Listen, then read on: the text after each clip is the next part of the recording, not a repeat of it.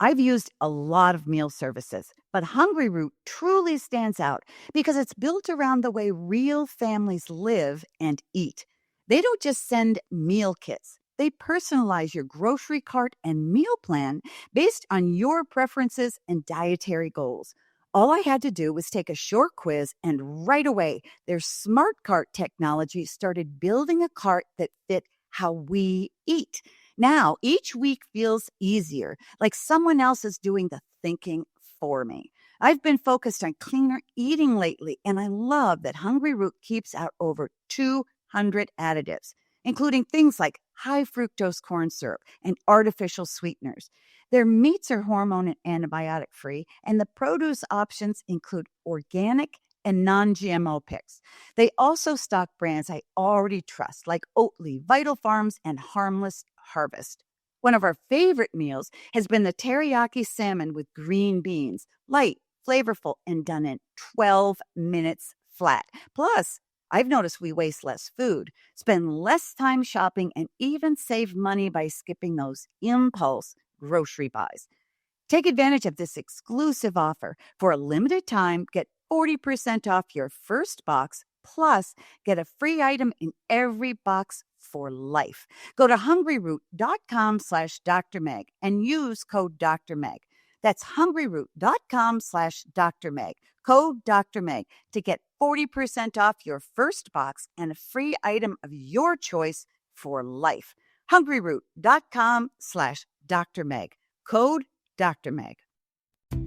On today's episode of Parenting Great Kids, we hear the word authenticity, and yet many of us in our lives have parts of our personality where we relate to other people differently. You can listen to your gut and not judge the situation and feel like this is just not the right place for me to be. Your body knows things, and I think we need to trust that.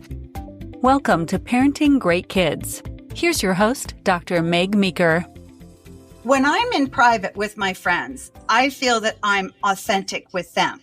But then if I go out speaking and I'm on a stage with, a huge crowd, I speak differently to them, and I feel like I'm communicating differently. Now, you've had an incredible career as a media personality, speaker, and educator. You even interviewed Tom Hanks and Jennifer Hudson. Yes. So talk to me about authenticity, and how has your career and these experiences shaped your authenticity? Oh, wow. That's a lot. It is a lot. Because there's so many layers to it. And I want to start with, just because you shift from one person to another does not mean you're any less authentic in one than another. It's about how you feel. Like, do you feel that you are being authentic and true to at least a part of yourself in those? Because I always tell people we talk to our girlfriends differently than we would talk to our grandmother. Right? And that person can still be who we are. It just is about the respect that we have for that particular audience, let's say. I would say that when it comes to how my work has informed my discovery of authenticity, one of my bosses said to me, and I talk about this in my book, one of my bosses said to me when I first started in radio, he said, listen, I don't pay you to play the hits. I pick those. I pay you for what you say in between the hits, because that's what makes people stay. And this is at a time, I started in radio in the 90s, and this is before people had the choices that they have now in music and the sources for their music, because radio was how you found out what the hot new songs were, right? And all of the stations were playing similar music. So he was like, they could get these same hits someplace else, but the reason why they will stay to see what comes next is because of what you say in between. And that's when I realized that my voice actually made a difference. And that's when I also connected things that my parents taught me when I was younger, but didn't actually, soak in the same way. Because I think once we leave our homes, the influence of our parents, it's still there, but then there are all these other things, all this other information. And I think that's even more true now for young people growing up, because now they're twice 10 billion more options that they have of voices coming at them just by opening up their laptop or opening up their phones. So, and I think that the world tells us that we should be a certain way, and that's what takes us further away from who we really are and what we're specifically supposed to be doing while we're here and what makes us comfortable and feel like we're in our own skin, right? And I think that that's more important now than it ever has been because of all of these different pieces of our society that are pressuring us, even by just showing us things that what we have isn't right. I love it. I asked the question with a lot in it because you share something that I do, which a lot of people do. You have sort of different careers and you have multiple areas of your life. You've got your private life, you've got life with family, you've got your professional life. And I have been told by some people, which I disagreed with, when I'm with them in private, I'm a very private person and I'm more of an introvert. And so I speak one way, but when I go on stage, I've had those friends say, I don't even recognize you. You speak very differently. You have a different persona, really almost accusing me of being two people. And I said, no, but I feel 100% comfortable in each one of those. And so I'm really glad to hear you say that because I think a lot of the parents listening to us know what we're talking about. They're, I don't want to say different people, but sometimes we get so confused as to, I feel there's these different parts of me. What's the real and what isn't? So you are saying, particularly as far as our kids go, that they can have different audiences, mom and dad, their friends, Instagram friends, boyfriend, girlfriend, and they can still be different, but authentic in each of those roles. 100%, because uh, the reality is that everything isn't for everybody, right? I'm sure that, if you think back to when you were growing up, now I'm not a parent, so I can't give parenting advice, but I'm an awfully good auntie. And I listen to young people. I teach young people. I mean, granted, my young people are a little bit older because I'm teaching in college at the graduate level, but a lot of them are fresh out of undergrad and trying to find their ways. And I think if you think back to when you were a certain age, there were things that you felt more comfortable talking to a trusted aunt or, a big sister about that you might not tell your mom. Right. Oh, yeah. And I know that parents, because these are the conversations I have with my cousins and my close friends, they're like, I know that there's something and I wish that my child would talk to me about this, but maybe you aren't the audience for that. Maybe what you bring to the table isn't something that allows it to be comfortable. And perhaps, and I know that this may hurt some of my parents' feelings, but perhaps the anticipation of what your expectations are the things that are changing who your child really is, right? It's because expectations of yourself as a parent or expectations of your kids? Both. Both, because I think I mean, every mom I know, especially the first time she's become a mom, it's that mom syndrome thing where every mom is telling her what she should be doing, trying to be helpful, but then that mom ends up judging herself because she's not able to do or isn't motivated to do all those things, right? And and it starts from the moment you get pregnant, the amount of advice. I can't tell you how many of my friends with kids come to me and say, I'm just so happy to hang out with you because you don't have any mom advice. Oh, the pressure on these poor moms. Exactly. It, goes from what vitamins you should take in pregnancy to, where you should send your kid to kindergarten to if your child should go to college to which stroller you should buy. It's breastfeeding. Yeah. And, you're right. It isn't for everybody, all these things. And the pressure on mothers to adhere to their long list of things that they have created according to what their friends have told them they need to do. And it's too much. It's just too much. And I think that's why we're seeing a lot of anxiety too. Oh gosh, because yes. No matter how hard a mom works, when she goes to bed at night, she still is anxious because she didn't complete her list. And so she's going to try the next day.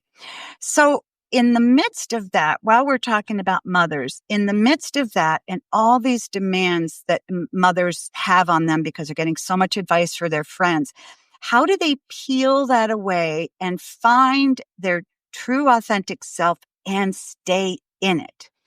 That is the challenge, Meg. That is the challenge, because even though I wrote a whole book about it, it is something that I see as an ongoing everyday process, right? It is not a static thing. We change. And so our authenticity is going to change. So I have an exercise in my book that I call Discovering Value, Uncovering Authenticity. And it's designed to ask yourself questions about what you do every day, where the value in that is. What is it worth to you? What does it mean to you? What does it mean to others? And what's important about those things? Like, and I focus on work because I feel like most of us identify ourselves by the things that we do. And so by work, I don't necessarily mean your job or your job title or anything. It's what you do every day. Because even though we have value as human beings just by being here, we often, especially as Americans, attach our value to the things we do. So let's start there. Like, let's start with something that's familiar. That's my philosophy in starting at this point. So think first about, what do you do? Like, what are the tasks you do? Who are the people that you interact with? And what do they get out of the unique way you do it? Ask yourself, like, what are these attributes I have? What are these things that I notice? And a lot of times it is found in those things that people tell you that you take for granted, that you don't even know, right? The things that, like, every now and then somebody says, thanks for doing that. And you're like, oh, it wasn't anything big or what have you. And they're like, no, it made a huge difference. And all of us do this similar things, right? We, there are a bunch of different pediatricians in the world, but there's only one Meg. Right? And the way you do it. And so I think when each of us understands what we do, why people value it, and why it's important to us to provide that value, then we start to ground ourselves in who we are and what we are here to do. Because a lot of times I think we wake up one day and go, what am I doing this for? Again. And Yes. I think that's when we are at that point, that's when we're disconnected from our authenticity. So there are a lot of ways to come at it. I come at it from a perspective of activity because that's who I am. And I find that most people find it in an easy way that way. So once you understand what that is, you can say, I'm Jeanne. I speak for a living. I love to talk. I've always talked. And what I help people do is find their authenticity and be able to explain it to other people. And that's kind of a statement of purpose. Like, every company has a mission statement. They have their values. We do too as individuals. And I think the more that we understand that, then we know what we stand for and we know what we have to offer. And that helps us to set the boundaries of, this is in alignment with who I am in this moment, and this is not. So that helps with boundaries. That helps with, yeah, I'm just going to call them boundaries because it keeps us from letting the edges get a little too blurry. Yeah. Right? I love it. Letting the edges get blurry. I never thought about that way, but a solid boundary won't let that happen. Mm-mm. It'll say, here you stop and there you start. Talking about boundaries in your upcoming book, Fearless Authenticity, you talk about the importance of choosing how to participate or not. And can you tell me what it looks like in everyday life, especially when you're setting those boundaries? Because I think a lot of people listening know they should set boundaries, but they don't know how and they don't know when. And what does it look like to set those boundaries? Because I think that's important to remaining authentic.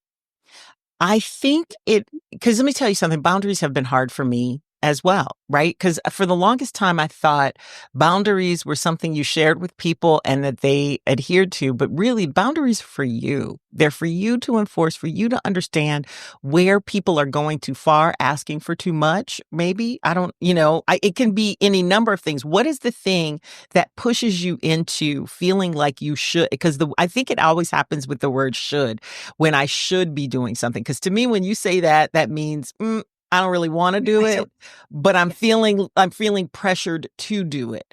And so I think it happens when you engage with other people, what feels like a bridge too far, right? We get so disconnected from our gut. Our gut tells us everything we need to. If you feel nervous about something and it's not about the anticipatory, and we know the difference between anticipation and like, oh, this is a big thing that I haven't done before, and something that is not right in your body, right? It's when everything in you is screaming, don't do it. Don't do it. Don't engage with that person. Like if that person just may not be for you. And I think, that thing that's going around on the internet now, we listen, we don't judge. You can listen to your gut and not judge the situation and be like, this is just not the right place for me to be. Your body knows things. And I think we need to trust that. So for me, it's about when you get to choose who you engage with, you get to choose what you do. And I think a lot of times people, and be very careful about the language you use and be very attentive to the language you use. Because when you say things like, I have to do this, that's giving you a clue as to how you really feel about this thing you have to do. Now, you may have to do it, but are you choosing it to get to something you really want? Or are you choosing it because it's going to please somebody else and not really benefit you at all, right? Is it something you feel obligated to do? Because we all have these charges in our lives that we are supposed to do. I was a caregiver for my father, and it was one of the hardest things I've ever done in my life.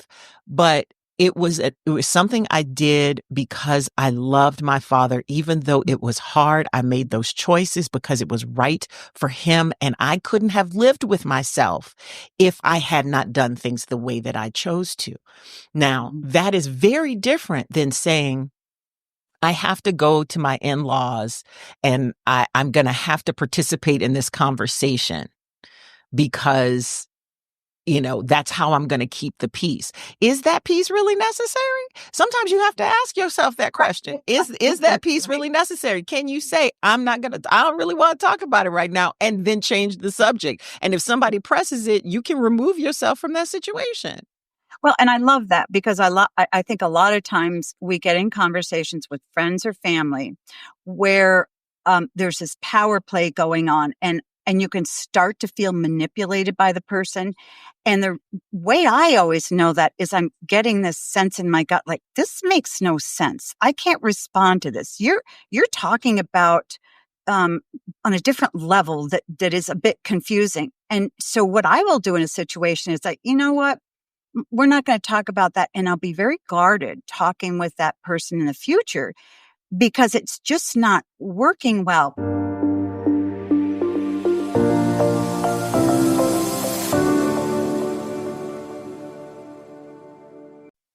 Some days, parenting feels like chasing moments that never quite land. You ask a question, they shrug. You try again, they look at their screen. And you wonder, why is this so hard? That's why I love FamGabs.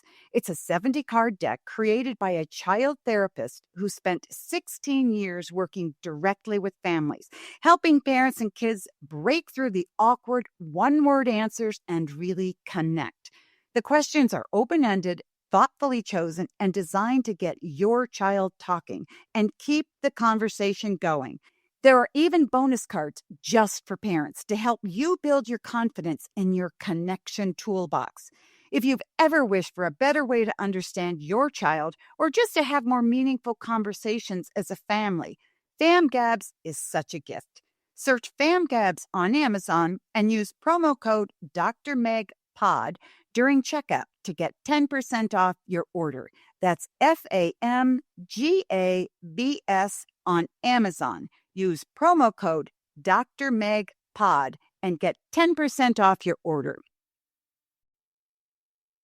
I've had so many parents say, Dr. Meg, my child is bright, but they're struggling in school and I don't know what to do.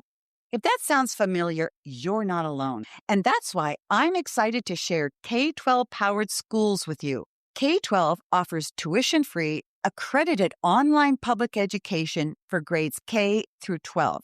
These programs let kids learn at their own pace with built in flexibility that supports different learning styles and family needs.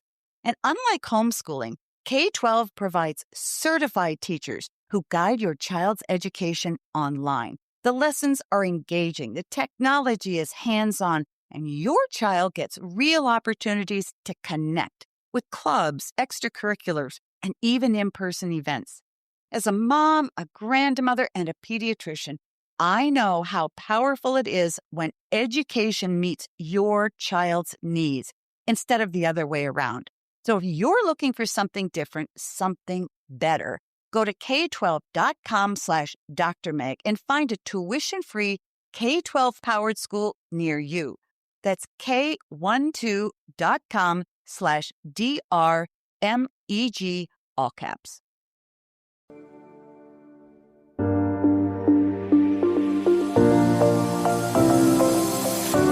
Now, you talk about authenticity and setting boundaries in personal relationships, family relationships, but also in business, because you've talked to corporations, you've trained leaders on how to communicate with impact.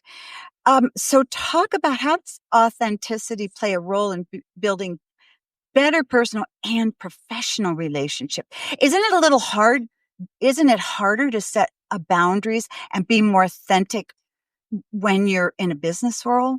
The thing that's interesting is that's where my work starts, is I think about it from a business perspective, because what I've done is communication for money, right? So that's where all this comes from. The personal stuff that my work actually affects has been a side effect of the work that I've done. When I first started working with clients, it was all about helping them, whether they were stepping into leadership roles or they were stepping into roles that were externally communicating, or in roles where they had to do more community building, perhaps.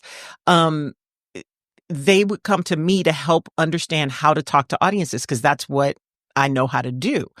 And some of them told me, and many of them say this when I'm in trainings, they're like, I'm going to go home and practice this on my kids. So you were asking about boundaries at work. When I think they're easier to enforce because we have different rules of behavior at work. I think that saying that something is inappropriate, especially now at work, it will bear to see how it bears out as time goes on, because I think there's some things shifting in our culture that are going to change that. But HR being what it is, and business, especially corporate environments being what they are, a lot of the work that I talk to people about is how to be authentic at work in a way that still adheres to the social conventions at work. Like for instance, some business cultures are very casual, right? Where you can have conversations and you can kind of be a little looser, like you're not as buttoned up. Whereas some, government jobs or banking jobs or some environments are very buttoned up, but because of how the culture is, and you feel like you have to adhere to more rules. There is a difference between respecting rules and changing yourself to fit them, right? So I can be respectful of anybody's environment and still show up as Jeanne. Like, I might not wear a t-shirt and some jeans to show up to my corporate clients, but just because I'm in a different outfit, and just because I talk a certain way to them does not mean that it's any less me or that it's any less of it. I call it, this is the part I have this thing in my book I call Live It, Tell It, Sell It. Live It is about you, how you are aware of yourself and how you impact other people. Tell It is about the vehicle with which you connect with other people, and that's through stories. And then Sell It is about other people. Who are they? Why do they care about what are you talking about, or why should they care about it? And how can you serve that? So that way it becomes a dialogue, a two-way street, because too often when we communicate, especially at work, because there are a lot of tasks we have to do to get work done, we think about what we are needing. And our communication is one way, and we only think about what we want to say as opposed to what we might hear that might change what we talk about and how we get to our shared goals. We all have shared goals that we want to get to. And I think we often think about our part in it, not, individually, not our part in it together. So you walk into a boardroom, and I'm imagining it would be similar to walking into your kitchen with your family around. So you walk into a boardroom and you walk in there because you're going to help them be more authentic, to communicate better, to help the company. Correct? Yes. So where do you start? Where do you start with them and say, walk me through the first 3 things that you would do with that boardroom? The first thing I do is, because this is what I've learned when I first started my business, that most people don't even know what it is they bring to the table. They attach it to external things instead of internal things. So I ask them about their work, about how that work benefits other people, and then why that's important to them. And I have them put together a value proposition statement similar to what I was talking about earlier, where you ground the things you do every day with the things you care about, and you make that connection together. And then the next thing I do is I have them examine what they intend to communicate and about themselves or about their work, and what it is perceived. What is the gap between that? Because the thing that I think most people are unaware of is how they impact other people. Right. Yeah, if you've ever been in an argument, you know what I'm talking about, because you say one thing and somebody hears something else. Well, what's your body language saying? Are you even aware of poker players are really great at that. They know what their tells are. That's why they have, the dark sunglasses and the hats down, because they're trying to hide all of that stuff, or they have plastic surgery to get the poker face at the end. And some people have it naturally, and that is what it is. But when you get really aware of how you are coming across, like I have people record themselves, or I record them, and we look back at it. And the number one question I have people ask is, did you actually say what you intended to say? Did you say it in the way you intended it? How many say yes, they did? Most people don't. They go, like, I have had clients, there's always something like, okay, yeah, that went right, but wait, that came across a little harsher. I didn't realize I said it that way.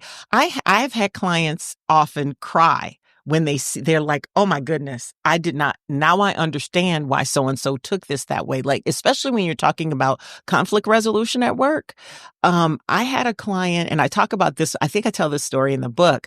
I had a client who had a supervisor that she did not get along with.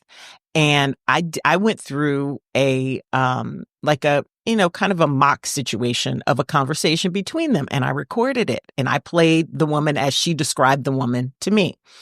And there were moments in the conversation where she audibly and visibly was listening to the woman, and opened her mouth, closed her mouth, and swallowed. And when she looked at it, she goes, oh my God, I was swallowing my words. And I said, if you saw it, why wouldn't the other person see it too? And what would you think if somebody was having a conversation with you and you went, and then sat back and folded your arms? What would you think? She was like, I would think that I'm not engaging in the conversation. And she said, I had no idea I was affecting her that way. This is so apropos to parents and the way they communicate with their kids, even more important in a way from my vantage point, because I'm a kid champion and I help parents with their kids. Our body language, our tone of voice, in my experience, parents focus on what they can give their kids. And I think that parents don't think about, and this is subconscious, don't think about what that child is seeing, what that child is hearing, how that child receives them, because so many times a parent will communicate to a kid and a kid hears something completely different. So, can you give me a few tips about communication that parents can use? I mean, we're coming into a new year. A lot of parents are looking for tips. Okay, I want to focus on 3 things on how to get along better with my kids. It has to do with communication. So if you're going to you are talking to parents, give us a couple of things that we can do to practice this so that we know whether we're opening our mouth and swallowing or our tone of voice is off, so that we can get through to our kids better. All right. So I have 3 things. One of them actually comes from one of my colleagues at Northwestern, who is a health communication expert. And I got this from her and I've never forgotten. Her name is Kim Pusateri, and she calls it listening generously. Oh. And she specifically, I think, does this training and studies this with doctors and nurses, because in health situations, as I'm sure you know, people are often hesitant to tell the whole truth about what's going on with them. And so you have to listen. I call it listening in between the lines. We often talk around things. We don't always say exactly what something is. And I think that happens a lot with children, because sometimes they may not even have the words to explain what's going on. So be curious, listen generously, listen to what your child isn't saying. Is there something that you can ask that you think it might be, that you can invite them to a conversation? I think a lot of times when we talk to our children, and I've made this mistake even as an auntie, so I'm sure it happens in everyday life with parents, you talk to people, you talk at them, you have a monologue and not a dialogue. Conversations are two-way streets. You have to be willing to change whatever it is you're saying to be able to accommodate the other person. Like, you have to be able to say, I want to talk about this thing, but if this thing isn't the nugget of what that child needs, you have to be willing to shift. So listening generously to hearing what the child is not saying. And I'm going to tell you something. Having a father who had dementia, this was super important for me, because he didn't have the words always to be able to tell me what was going on. So I had to figure things out. It was like Blue's Clues. Got to play Blue's Clues with your kids. Play it. So that's the first thing. The second thing is treat your children like they're an audience that you're trying to please or trying to support or serve. Actually, let's take away the word please. Serve. I was going to say, a lot of parents are like, whoa. Yeah. Let's take away, please. Serve and support. Serve and support. Serve and support. Okay. Very different than pleasing. But think about this. Think about them as an audience. Ask yourself, who is this child? Because your child is growing and changing and becoming, and especially when they get to those teen years and they start to really assert who they are as human beings, they are shifting. And you may meet a different person every single day in your child as they grow and change, because they change quicker than we do. Right. Mm-hmm.